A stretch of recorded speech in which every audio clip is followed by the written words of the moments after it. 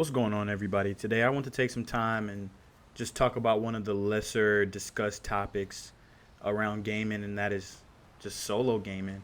Like, I think a lot of people play games to spend time with other people and just like connect with their friends, and that's fun. I think that's the main draw for a lot of people. I know people personally who won't play video games unless they're in a party talking to people or like playing Call of Duty with friends, or Helldivers is probably going to be their game of the year. And that's all cool, but I think that for me specifically, I'm not going to say I think.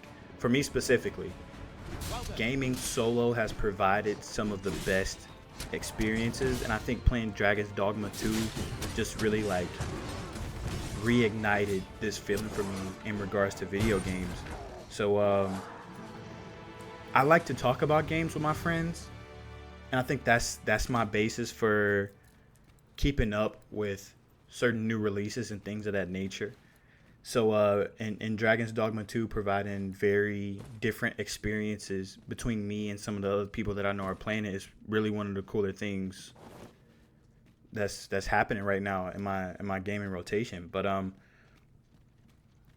playing games by yourself yields many cool experiences, and it gives a lot of flexibility to you playing video games. The first reason why I would say this is that you get to go at your own pace.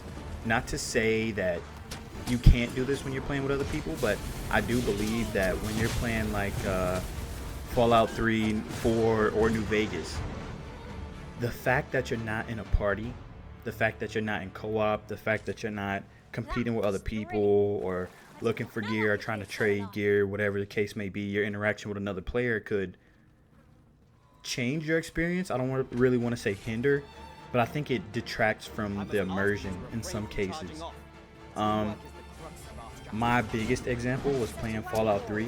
I played it maybe 6 years after it came out, but because I was playing that game by myself with nobody else's input and playing without having a co-op partner or whatever the case may be, I got to experience that for my first major Bethesda game. That was the game that made me a Bethesda fan, that even had me paying attention to them. I remember spending an entire summer playing that game and just thinking that there was nothing like it at the time, because I was barely like watching YouTube videos. I was barely on the internet. I was relatively new to playing games on my own, even though at that point I think was that PS4 had been out by then and I still had a PS3. But yeah, another experiences or another factor, it's like I said earlier, just the immersion being broken.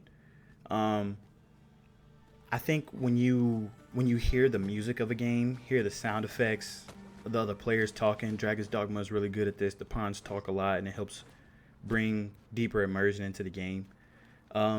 When you're just looking at all the details and listening to all the sounds and just really, really connecting with your created player or the main character of a story, it really helps connect you emotionally or just relatively memorably to a story. Final Fantasy 16, that was the game in like the last year that I can say I truthfully got immersed in. I loved all of the characters, even though some were more shallow than others, and some you can obviously tell they had a specific role to play in the development of the story. But that OST to this day is one of my favorites.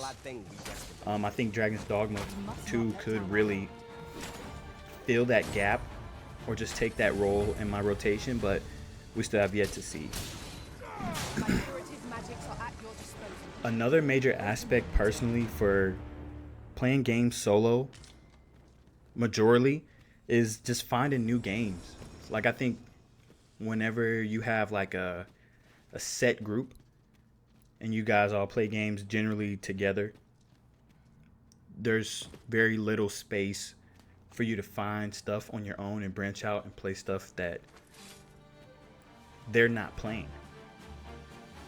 Like System Shock is coming out on console in May, and none of my friends are looking for it. And that's okay, because I know that I'm okay with playing games by myself, and that's a game that I've been looking forward to. It just looks good. It looks fun.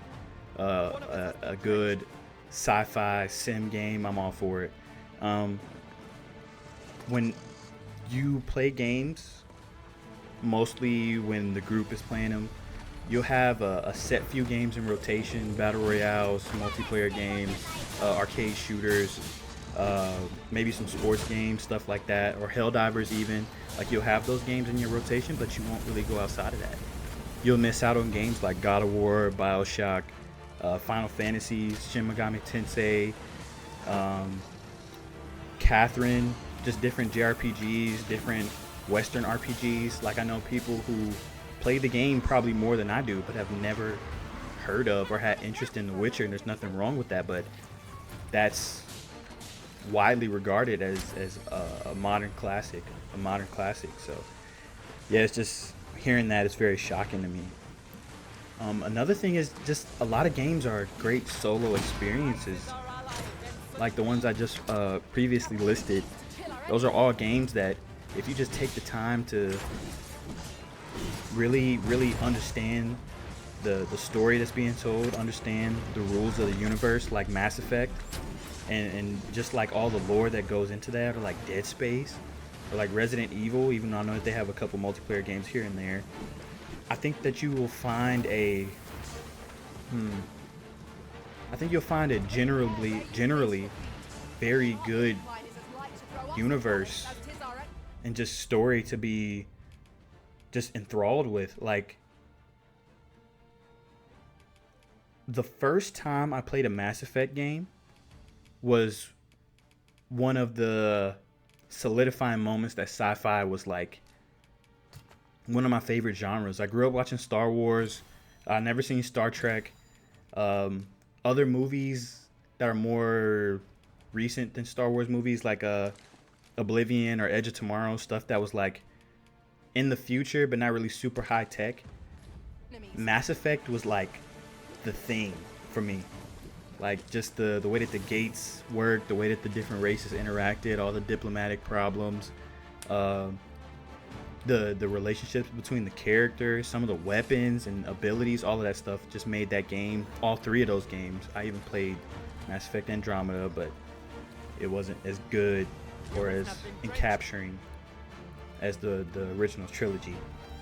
But just playing those games by myself and just experiencing it and just being so amazed is one of my distinct, very fun, very defining memories in relation to video games and how my attachment to them has grown. The last thing that I want to talk about is some generally accepted multiplayer games, or accepted as multiplayer games, like they could be considered primarily multiplayer, can also be pretty fun as a single player experience. Monster Hunter comes to mind because it's very fun when you play with other people. Recently when I played Monster Hunter, that was how I played. I played with other people, a good friend of mine, and it was a lot of fun. But when Monster Hunter World came out, I didn't know anybody personally to play that game with. And I put a lot of hours into that game solo, and I got really good in result.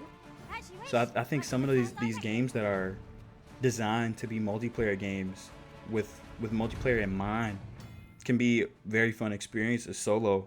Elden Ring wasn't really designed with multiplayer in mind, but it's a well-known aspect. I'll say it like that. And don't get me wrong, I did use some summons on some pretty difficult bosses. If I'm not mistaken, the first time I fought a fallen star beast, I did like ask a friend to just jump in and help out. But for some of the other bosses, I played by myself and just loading over and over again. I know that that's not everyone's preferable experience or preferred experience, but I think that's what also cemented that game as one of my favorites. That was my first Souls game that I ever finished. I think Helldivers can be a fun experience at times. I think you need to level up some. Anyway, I think you need to level up some, but after you get the required gear, I think you can do. It's a pretty immersive stealth experience, a very tactical experience, calculated, and I think that a lot of people would find themselves enjoying it. Probably not as much as the multiplayer, because it's a lot of fun to be had, a lot of like fake accidental kills, a lot of just like fun accidents that can happen, but it'll be a different experience when you play by yourself. A couple other games, certain zombie games like Left 4 Dead and World War Z, I know both of them have bots, but sometimes when you play with other people, they just play at a really sped up pace, which for some people could be fine, but for me it was annoying. I would always miss like the rare pickups or just different weapons that I want to try out, stuff like that. So both of those games I played either by myself or like very briefly with like a friend in couch co-op for Left 4 Dead, and sometimes like every now and then in online co-op. But yeah, all in all, like I said, Dragon's Dogma 2 really drew me to talk about this because it has a large emphasis on the party and the connectedness of players, in the sense that the pawns go and do stuff while you're away and come back with experiences to help you navigate the world, and I think that that's really cool. But overall, these are all things that's enhancing your experience to play this game solo. There's no co-op, there's no matchmaking, there's no in-game system to summon someone, and I think all of that stuff is really good. Once again, this is all preferential.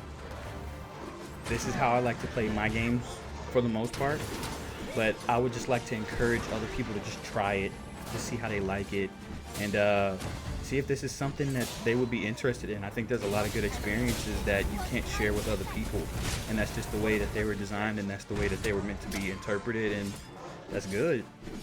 So yeah, just try to play more games solo. That's all I got. Bye bye.